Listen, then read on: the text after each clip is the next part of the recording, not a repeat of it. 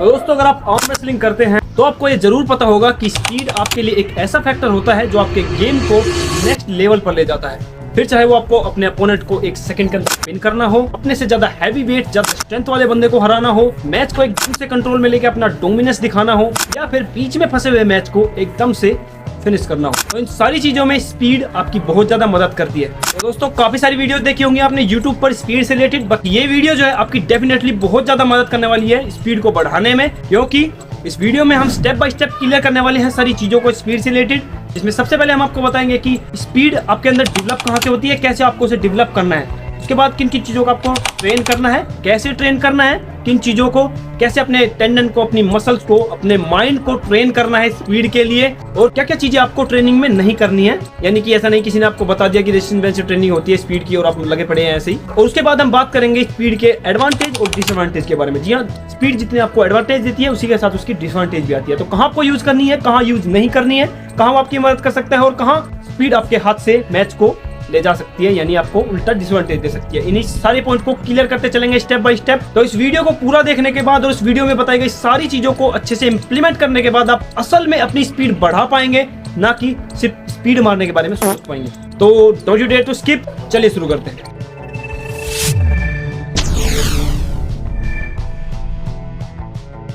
तो स्वागत है दोस्तों आपका हमारे नाम शुभ चैनल पर। मेरा नाम है संजू और ये मेरा भाई नवीन। तो दोस्तों अगर हम बात करें स्पीड के बारे में, तो स्पीड जो है वो अपने आप में कंप्लीट चीज है, जिसको हम दो फैक्टर में कंसीडर कर सकते हैं, जिसमें नंबर 1 आता है आपका रिएक्शन टाइम और नंबर 2 आता है आपके मूव की स्पीड, या फिर आप कह सकते हैं कि पिनिंग स्पीड आपकी। तो जैसे कि कभी भी आप मैच करते हैं, आपकी ग्रिप देने के बाद रेफरी आपको रेडी गो बोलता है, तो रेडी गो के बाद जितने टाइम में आपका दिमाग आपकी मसल तक सिग्नल भेजता है एक्टिवेट होने के लिए, जितने टाइम में आपकी मसल एक्टिवेट हो जाती हैं, फोर्स लगाने के लिए तैयार हो जाती हैं, टाइट हो जाती हैं, यानी कि आपकी मसल को रिएक्शन देने में जितना टाइम लग जाता है वो आपका रिएक्शन टाइमिंग हो जाता है, यानी रिएक्शन देने में आपकी हाथ को, अपनी मसल को कितना टाइम लग गया। उसके बाद कितनी ज्यादा स्पीड से, कितनी ज्यादा तेज से आप अपने अपोनेंट को अपने मुंह में फंसा कर उसे पिन कर सकते हैं, उसे साइड में ले जा सकते हैं अपने मूव के थ्रू, वो आपकी नॉर्मल मूव की स्पीड है, यानी आपकी नॉर्मल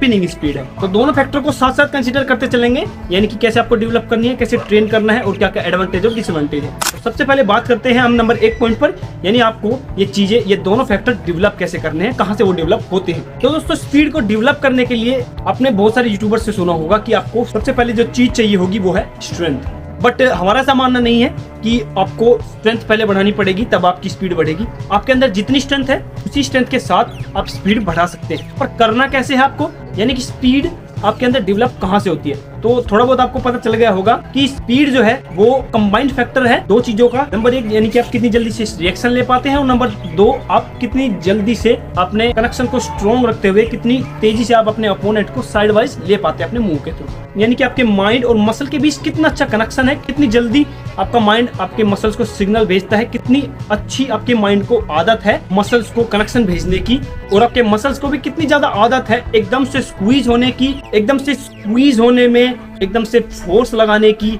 और लास्ट पॉइंट की स्पीड के सामने कितना अच्छा टिके रहने की। यानी कि ऐसा नहीं है कि आप नॉर्मल स्पीड नहीं मार सकते। अगर आपके सामने बहुत ही कम स्ट्रेंथ वाला बंदा है तो आप झट से उसे स्पीड मार सकते हैं, पर जब आप स्पीड मारने की कोशिश करते हैं किसी स्ट्रेंथ वाले बंदे के सामने, तो आपका होता ही है कि आपके एंगल्स, आपकी प्रोनेशन सब खुल जाती है, फेल हो जाती है। तो वो इसलिए होता है क्योंकि आपके कनेक्शंस को आदत नहीं है उस स्पीड को झेलने की, कि वो जो स्पीड आप मार रहे हैं उस स्पीड में आपके एंगल्स, आपके जॉइंट्स, जितनी आपकी स्ट्रेंथ है वो टिकी रहे। तो आपकी जो स्पीड डेवलप होगी वो होगी आपके मसल माइंड कनेक्शन से, और दूसरी आपके कनेक्शंस की हैबिट से। यानी कि आपके कनेक्शंस को कितनी अच्छी हैबिट है स्पीड के साथ टिके रहने की, कितनी अच्छी हैबिट है आपको स्पीड के साथ एक्टिवेट होने की, तो वहां से आपकी स्पीड डेवलप होगी। और इसको डेवलप करने के लिए आपको करनी पड़ेगी ट्रेनिंग, यानी कि अपने माइंड को भी और अपने कनेक्शंस को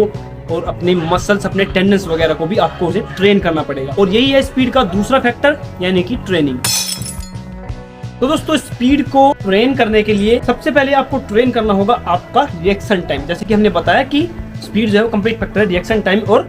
टोटल स्पीड का। रिएक्शन टाइम जो है वो आपका ओवरऑल स्पीड से भी ज्यादा इंपॉर्टेंट है, क्योंकि कभी कभी ऐसा होता है कि अब जब आप डायरेक्ट पिन के लिए जाते हैं तो आपके एंगल्स और आपके कनेक्शन जो है वो कमजोर पड़ सकते हैं, वो खुल सकते हैं। पर अगर आपका रिएक्शन टाइम अच्छा है कम से कम, तो आप कम से कम मैच को शुरुआत में कंट्रोल में ले सकते हैं स्पीड के साथ, उसके बाद आप मैच को आराम से भी खत्म कर सकते हैं। तो आपका रिएक्शन टाइम अच्छा होना ही होना चाहिए। और रिएक्शन टाइम को ट्रेन करने के लिए आपको पहले ट्रेन करना होगा अपना मसल माइंड कनेक्शन। तो आपके दिमाग को भी पहले आदत होनी चाहिए, उसे भी ट्रेन होना पड़ेगा रेडिगो के साथ सिग्नल भेजने के लिए। तो उसके लिए आपको करना ये है कि आप बिना किसी चीज के भी, आप बिना किसी रेजिस्टेंस बैंड, बिना किसी साथी के भी वो कर सकते हैं। अपने मन में सोचना है रेडिगो और उसके साथ रिएक्शन देनी है जितनी भी तेज आप कर सकते हैं। तो पहले रिएक्शन के लिए ट्रेन करना है, ना कि सीधा पिनिंग के लिए। तो उसका फायदा ये है दोस्तों कि रिएक्शन टाइम के लिए जब आप ट्रेन करेंगे तो आपका जो स्टांस होगा वो एकदम अच्छा होगा। ऐसा नहीं कि आप डायरेक्ट पिन के लिए करते हैं तो लोग लगे रहते हैं किसी भी सिचुएशन में,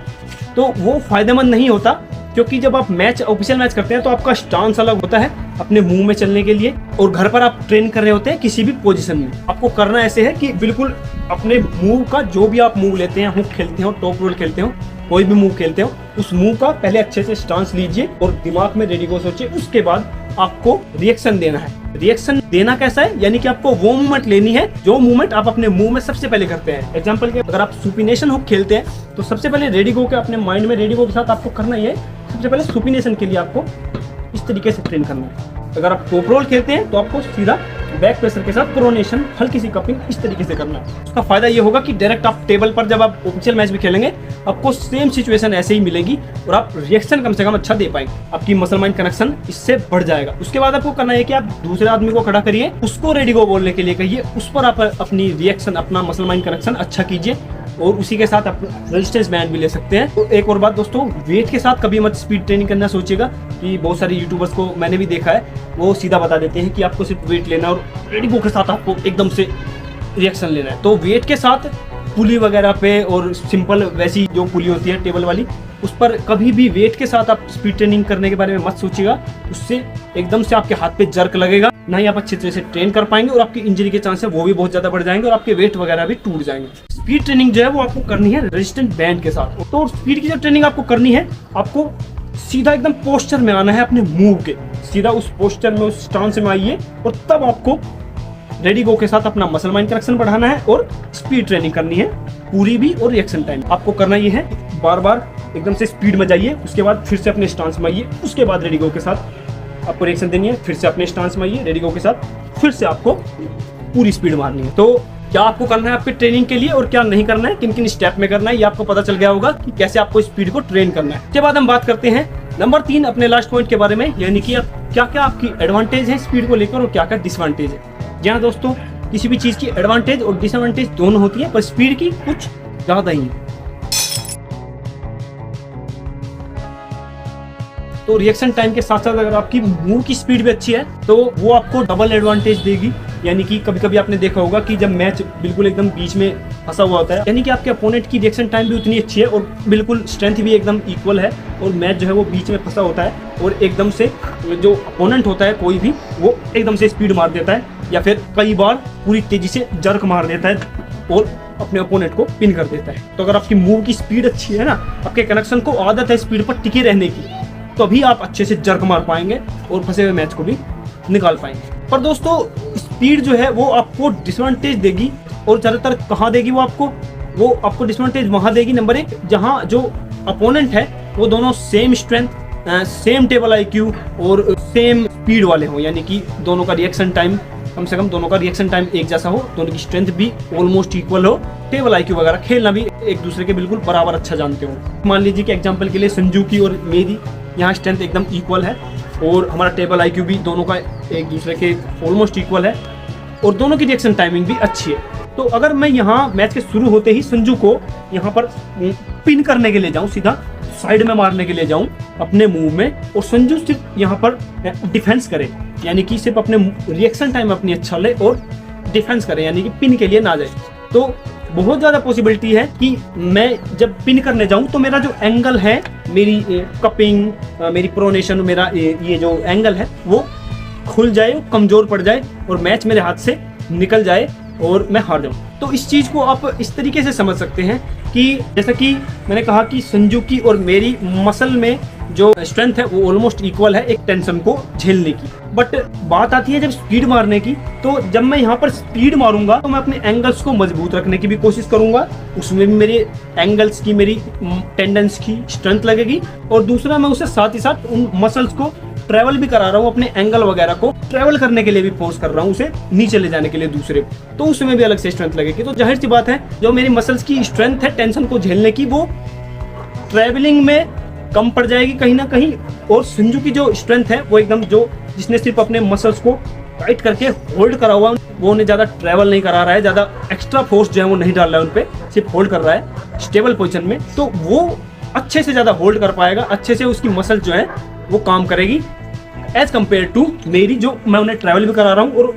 साथ ही साथ उस कपिंग में और एंगल में वो भी फोर्स लगा रहा हूँ, तो मेरी मसल इतना अच्छे से वहाँ पे काम नहीं कर पाएंगी। तो एक तो वहाँ स्पीड आपको डिसएडवांटेज देगी, यानी कि जहाँ आपका अपोनेंट ऑलमोस्ट आपके सेम हो और आप एकदम से उसे पिन करने की सोचें, तो वहाँ पर आपके एंगल्स कमजोर पड़ सकते हैं। दूसरा जो आपको डिसएडवांटेज देगी स्पीड, वो वहाँ देगी जब आपका जो अपोनेंट है वो आपसे बहुत ज्यादा स्ट्रेंथ वाला है। तो आपकी स्पीड कितनी भी अच्छी क्यों ना हो, अगर आपका अपोनेंट जो है वो बहुत ज्यादा स्ट्रेंथ वाला है, कम स्ट्रेंथ वाला नहीं, अगर आपकी स्पीड और कनेक्शन काफी ज्यादा अच्छे हैं तो आप अपने से ज्यादा स्ट्रेंथ वाले को भी मार सकते हैं। यानी कि जब तक आपके अपोनेंट के जो एंगल्स और आपकी मसल्स एक्टिवेट होकर स्ट्रॉन्ग पोजीशन में आएगी तब तक आप अपने अपोनेंट को पिन कर चुके होंगे। पर अगर आपके अपोनेंट की स्ट्रेंथ आपसे बहुत ज्यादा है और तब आप उस पर स्पीड मारने की सोच रहे हैं, यानी कि आपने स्पीड मारी, मान लीजिए आपके अपोनेंट की जो रिएक्शन टाइमिंग है वो भी कुछ नहीं है, बहुत ही कम है, पर इस बात को आपको समझना होगा कि आपकी टाइमिंग स्पीड कितनी भी अच्छी हो, आप जब से ले जाने लगते हैं तो दूसरे का हाथ भी रिएक्शन देता ही देता है, वो भी टाइट होने लगता है, उसकी मसल स्क्वीज होने लगती है, फोर्स लगाना चालू कर देती है। मान लीजिए आप उसे यहाँ से डोमिनेट पोजीशन में भी ले गए यहाँ तक, और क्योंकि आपके अपोनेंट की स्ट्रेंथ जो है वो आपसे बहुत ज्यादा है, तो उस पोजीशन में भी आपके अपोनेंट की जो स्ट्रेंथ है वो इतनी ज्यादा होगी, मान लीजिए कि वो सिर्फ इस पोजीशन में उसकी मसल 50% एक्टिवेट हुई है और तब भी उसमें इतनी स्ट्रेंथ है कि उसकी 50% आपके 100% को इस तरीके से कप करके आराम से फिर से मैच को सेंटर में ले आएगी, आपको अच्छी तरीके से वो कंट्रोल में ले लेगा। या फिर अगर उसकी थोड़ी सी भी रिएक्शन टाइमिंग अच्छी है तो जब आप स्पीड मारना सोचेंगे तो वो आपके एंगल को हिलने भी नहीं देगा, आपके एंगल्स में कहीं ना कहीं कमी आ जाती है, आपकी एल्बो में, आपके जॉइंट्स में कहीं ना कहीं दिक्कत आ सकती है। तो जब कभी आप ऑफिशियल मैच खेल रहे हो तब आपको देखना है कि आपका अपोनेंट कैसा है, उसके अकॉर्डिंग आपको स्पीड लगानी है या फिर सिर्फ रिएक्शन टाइमिंग लगाना है। उसके बाद अगर आपका अपोनेंट बहुत ज्यादा स्ट्रेंथ वाला है वो तो सिर्फ प्रैक्टिस मैच में ही होगा, क्योंकि ऑफिशियल मैच में वेट कैटेगरी जो है वो सेम होती है, उन्हीं के मैचेस होते हैं। तो अगर बहुत ज्यादा स्ट्रेंथ वाला बंदा है उसके साथ आप स्पीड मारने की कोशिश कर रहे हैं तो देख कर करिए, ऐसा नहीं, मैं ऐसा नहीं कह रहा कि आप स्पीड मत मारिए, बिल्कुल भी ट्राई मत कीजिए, ट्राई करिए पर थोड़ा देख कर, ऐसा नहीं कि आप स्पीड मारने के चक्कर में अपनी हाथ वगैरह तुड़वा लें। तो सेफ रहकर स्पीड मारिए और स्पीड को डेवलप जितना अच्छे तरीके से हमने बताया है कि एक एक चीज को आप पहले स्टेप बाय स्टेप उसे डेवलप करिए, जितना स्टेप बाय स्टेप उसे अच्छे से डेवलप करेंगे उतना अच्छे से आप स्पीड को यूज कर पाएंगे, उतना अच्छे से उसका इफेक्ट जो है वो ले पाएंगे। तो इतना ही था दोस्तों आज की वीडियो में, उम्मीद है वीडियो आपको अच्छी लगी होगी, और अगर वीडियो अच्छी लगे तो वीडियो को लाइक कर दीजिए और चैनल को सब्सक्राइब कर लीजिए। हम मिलते हैं आपको अगली वीडियो में, तब तक के लिए स्पीड बढ़ाते रहिए और अपने ओपोनेंट को पिन मारते रहिए। Stay training, stay strong.